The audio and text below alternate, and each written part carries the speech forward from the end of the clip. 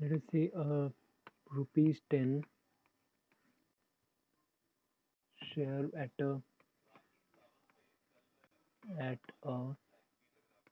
10% premium has a market price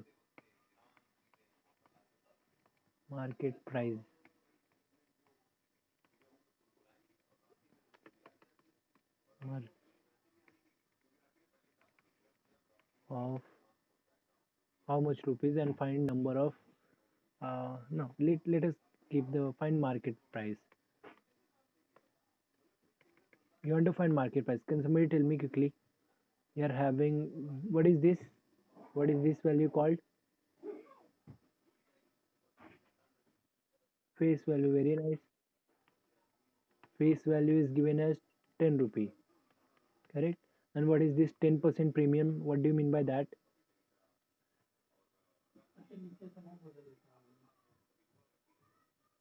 What do you mean by 10% premium?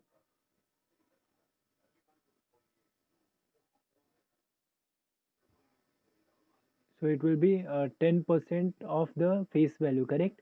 So what will be market value? Can somebody tell me?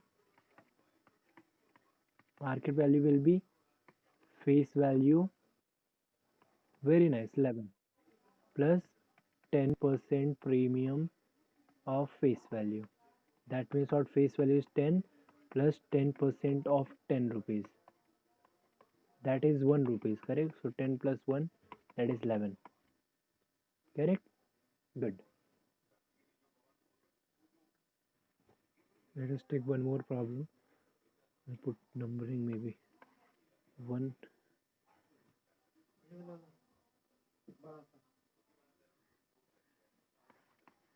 The total dividend at 8% on 420 shares of face value 10 rupees. Of face value 10 each, and market value 20 rupees each is, what is the question you want to find? Total dividend. What are they given to you? What are the things given to you? How can you find total dividend?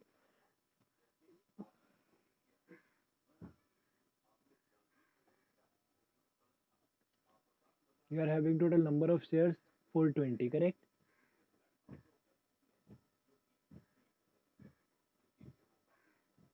Dividend is calculated on which value? Face value or market value?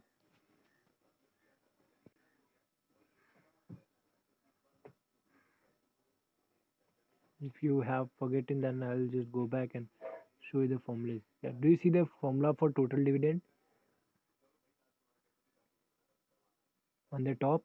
Total dividend equal to number of shares multiplied by dividend per share. Correct? And dividend is calculated on which value? Do you see again the top?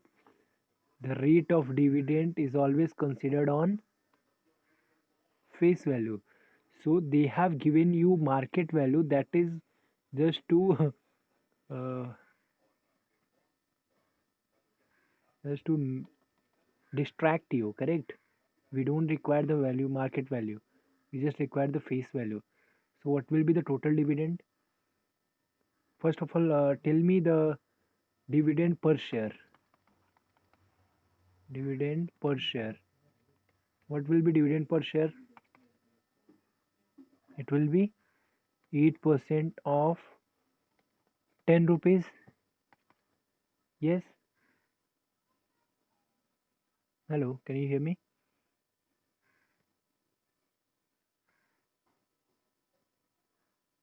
Why it is 10 rupees? Because 10 rupees is my face value. So dividend per share. Yeah, that is pointed. Very nice. And what will be total dividend? It is number of shares multiplied by dividend per share. What is that number of share? 420 multiplied by zero point 0.8. Just do the multiplication and tell me the final answer.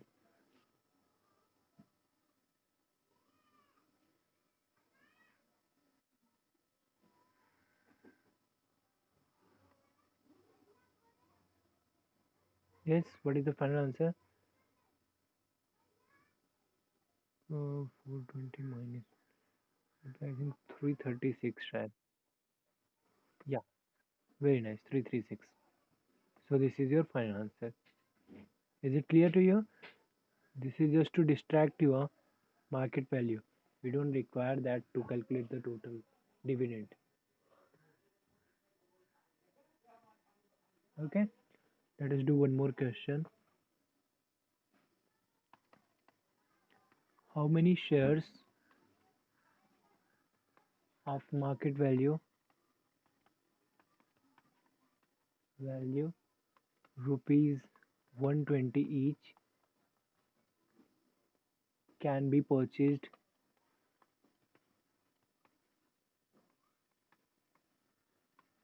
for rupees 80,400 if there is no brokerage? There is no brokerage. Yeah, can you tell me quickly? You want to find number of shares. You are given amount and you are given market value is already given to you.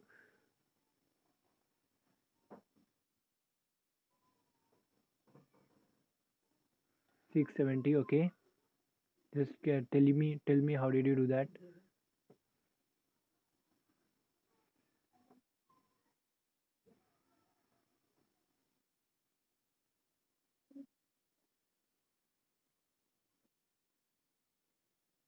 Very nice, correct.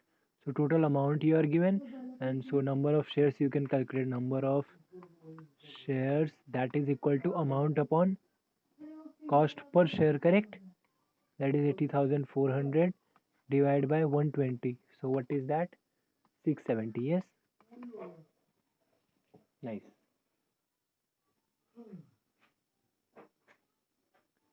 Okay, these are some simple questions.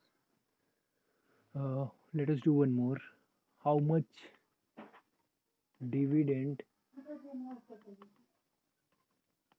will be received if rupees 20,000 are invested in 7% of rupees 10 shares quoted at 40 rupees? Rupees 40, I should write. Read the question carefully and then try to answer. The question is how much dividend will be received if 20,000 are invested in 7% rupees 10 shares quoted at 40.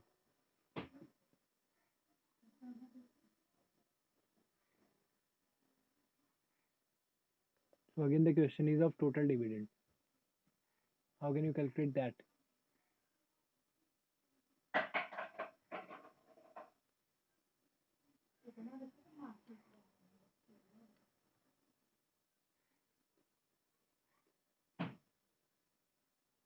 Dividend is calculated on which value? Face value, correct? But are we having the number of shares now? We are not having number of shares. First we have to calculate number of shares, correct? How do you do that? Number of shares is equal to total investment divided by market value. What is market value? 40. So what is the answer? 500, no? Yes. 500, correct? Yeah. What next? You need to find dividend per share. Dividend per share. What is given? This is 7% of face value. Correct? What is face value? And what is the final answer? 7% of 10 rupees. Face value is 10 rupees, correct? So 7% of face value, it will be zero point 0.7. Correct? So total dividend will be zero point 0.7 multiplied by 500. Tell me the answer.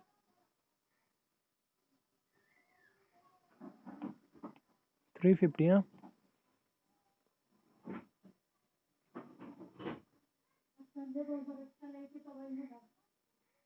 Yes, is that clear to you? Nice.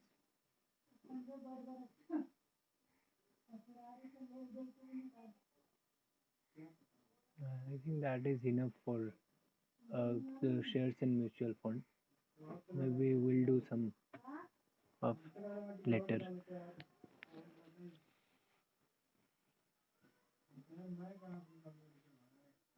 Okay. So let us first read the theory part of. Now let us see some definition first. Then let's go ahead. So what is mutual fund? You must have heard the advertisement, and have you seen that also? Uh, there was a mutual fund is something. Let us read first.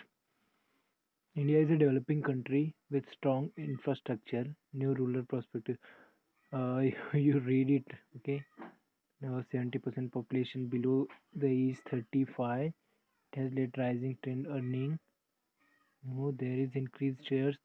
So what is actually mutual fund? See, in shares, uh, you are having, you want to buy something. There are much of the risk there. What is the risk? Uh, the risk, whatever you buy a share, if the share price goes on decreasing, then the risk will be taken by you only, and the profit will also be taken by you only, the full. There is nobody. But in mutual fund, you'll be going to a company, and you'll be giving your money, and you'll be asking them to invest in that, correct? And they will be giving you a fixed rate, correct? And if there is some decrease in that profit or number, when you are going to sell it, then there, if there is some decrease, then uh, whole loss will be not taken by you, the loss will be taken by that company also, and then you. So your loss will be minimized, right? So that's why mostly mutual fund is better option than the sharing, than the share, because here you just read it, you'll see.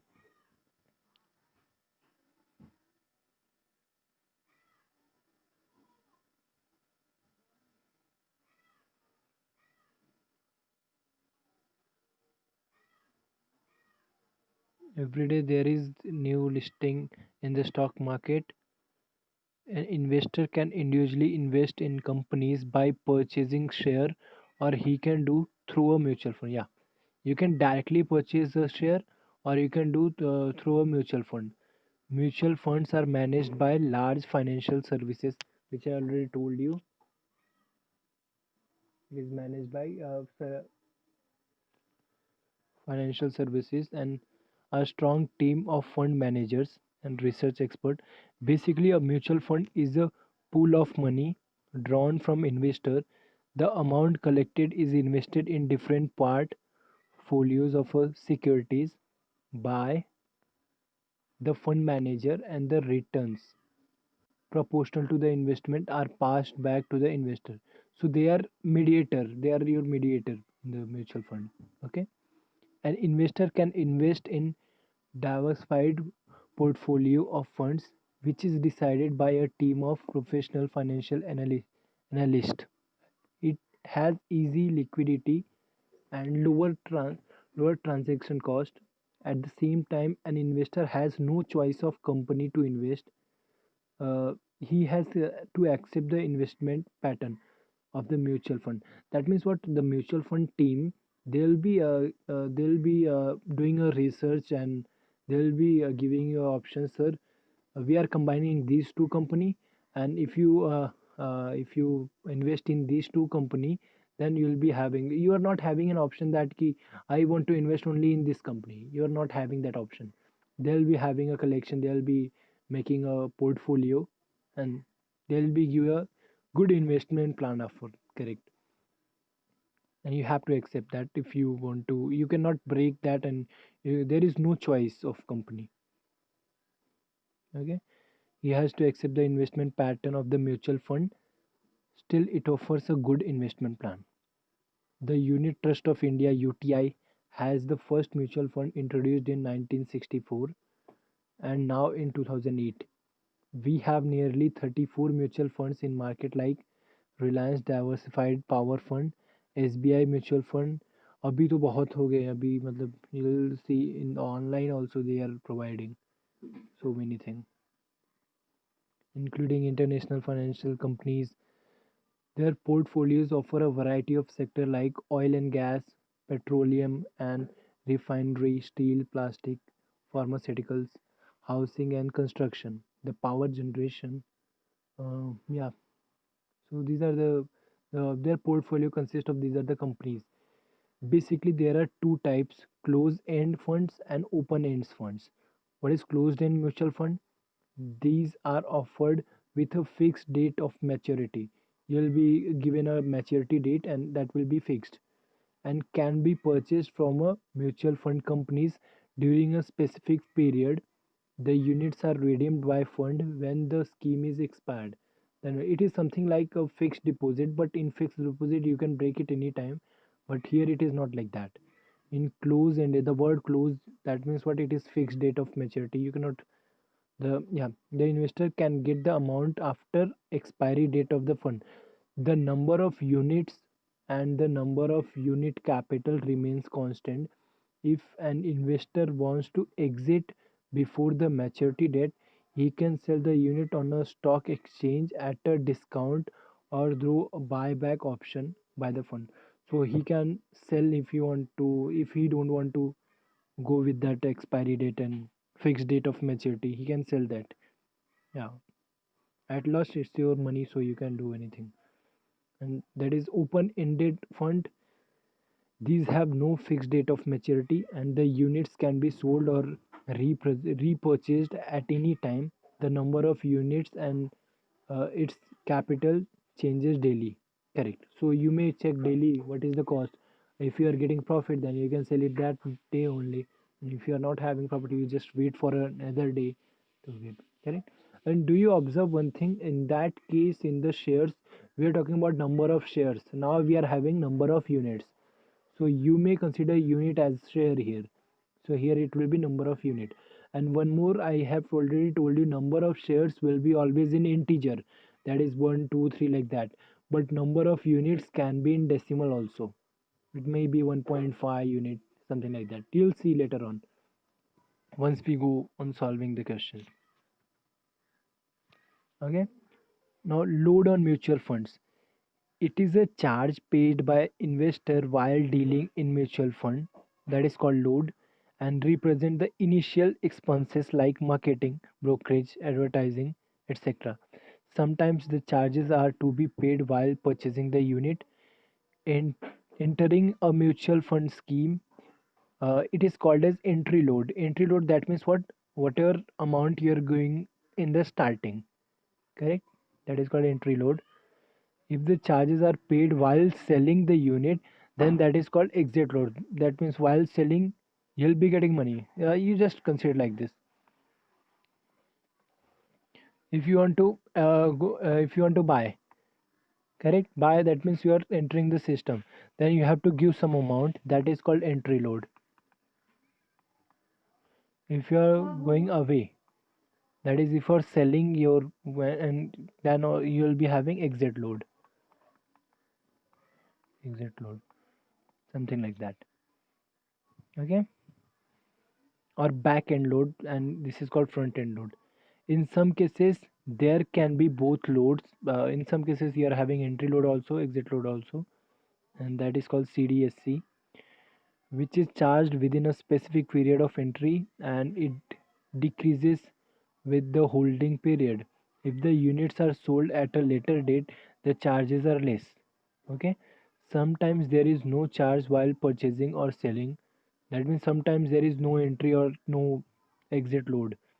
In general, entry or exit load are charged on your NAV at the time of purchase. Now, what is NAV? NAV is net asset value. NAV, net asset value. It is the rupee value of one unit. So you may consider this as a market price.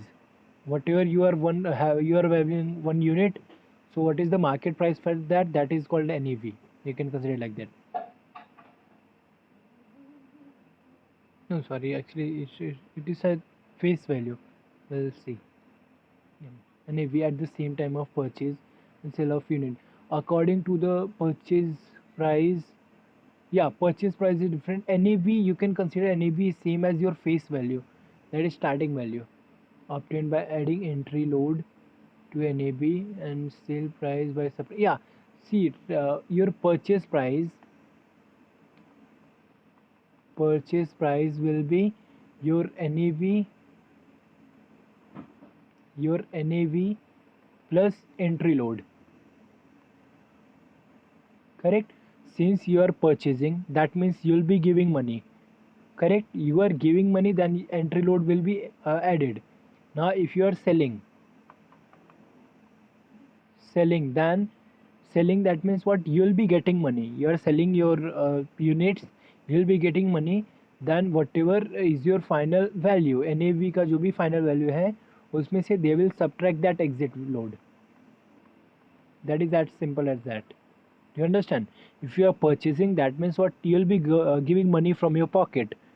So they will be adding entry load in that. So your final market price or final purchasing price, you can say, this is selling price. Final purchasing price will be NAB plus entry load, and your selling price will be NAB minus exit load. Correct?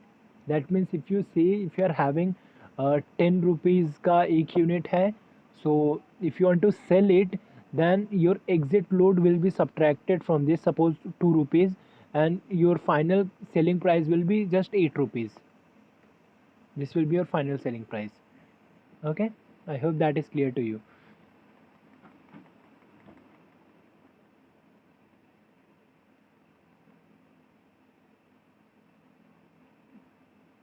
Oh, I cannot read.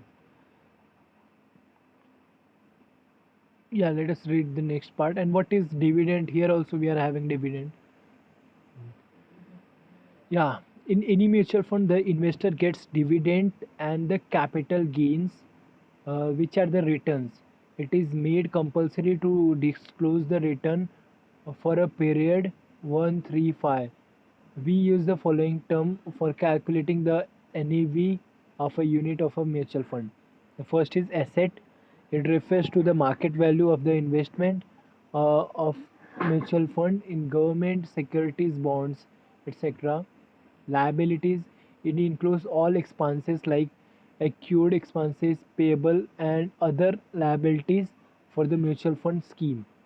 Net assets.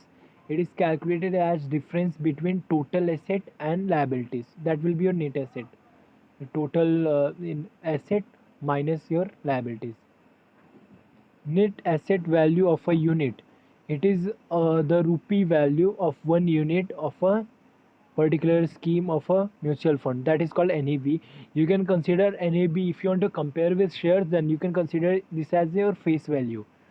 And NAV is calculated net asset divided by number of units, number of shares, अगर वैसा देखा तो. And NAV is calculated and published daily by open-ended funds. NAV for closed-ended funds must be published daily, though can be calculated weekly as well. The valuation date is the date of which NAV is calculated. Yeah, now there are some formulas.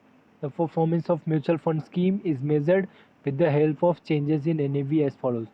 NAV change in absolute term, that is equal to NAV at the end period minus NAV at the beginning of period. Yeah, that will be NAV change. What are the changes? And the percentage change in NAV is absolute change in NAV multiplied by 100 divided by NAV at beginning. Analyze change in NAV, that is percentage change, into 12 upon number of months. Total percent returns, that is dividend plus absolute value in NAV multiplied by 100 upon NAV at beginning. They are basically dependent on performance of a mutual fund. That will be given. Yeah. Now let us see some example. The question will be similar to that to shares one. The you must understand what is the changes here. Are we having some time? Yeah, I'm having some time. Let us do a problem. See, Suresh purchased 832.347 units. As I told you, units can be in digits, decimal digits, units of a mutual fund on 15th May 20, 2008 with NAV of 30,000, sorry, 30 rupees 6546. Okay, alright, rupees 30.6546. Its NAV on 20th November 2008 was 34 rupees, 34.7394. Okay, the fund had no entry and exit load. You can consider entry and exit load like as a brokerage, जैसे उसमें था ना shares में brokerage. Find the amount invested by him on 15th May and value of the investment on 20th November.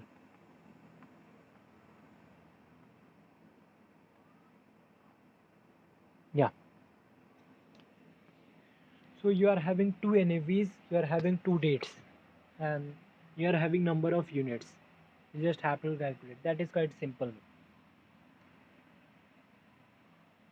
Can you tell me how should I start? How should I start with the first one? What will be your purchase value? On 15th he is purchasing, correct? Suresh purchased. So what will be your purchase value per unit? Should start. Purchase price, that is equal to NAV plus something, na? Plus entry load. But entry load is 0, so it will be same as NAV. So what is your purchase value? The NAV on that day is 30.6546, correct? So this is your purchase price. So what is the total amount invested? It will be purchase price multiplied by number of units, correct? Right here, amount invested on 15th May, that is equal to purchase price, that is NAV, which is same as NAB in our case, multiplied by number of units. So what is purchase price? It is 30.6546 multiplied by number of unit is 832, na? 832.347. Calculate this and tell me the answer. And same on the 20th November. What will you do? You have to first calculate selling price. Selling price. Here it was added, entry load was added, but it was 0. Here selling price will be NAV minus exit load. Correct? Exit load, but it would be in percentage. Exit load on NAV ऐसा कुछ. But here we are having 0, so NAV is the same. What is the NAV on that day? On 20th November, the NAV, it is 34.7394. 34.7394. So what is the value of investment on that day? Value of investment on 20th November will be selling price multiplied by number of units. That is selling price is 34.7394 multiplied by 83832.347, and the final answer is 28915.235 here. 235, sorry, and here the final answer is this 25515.26. Okay, so this was his purchase amount, and this is while he was selling. This is, so here he is having the profit. If you want to calculate total uh, dividend, then you can subtract the values, total dividend he have received. So is that clear? Is the question clear to you? Yes, on the 15th day, do you see in this case it was easy because there was no entry and exit load, but this is not the case of all the time. In some cases you will be having entry and exit load, so you must think accordingly. Okay.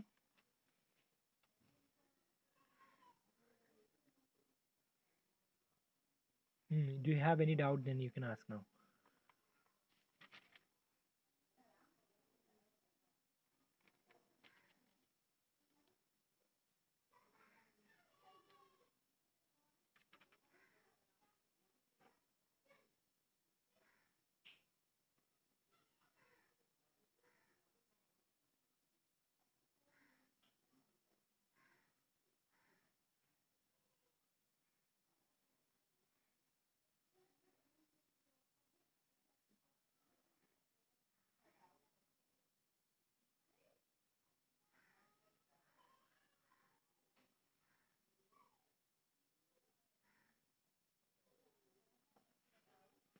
You just remember the full forms also here. What is NAV? Net asset value. Correct. Full form of NAV. And also there are some other names for exit load and opener. Entry load, other name is front end load, and exit load, other name is back end load. Correct? You remember these all things. These are important for your exam.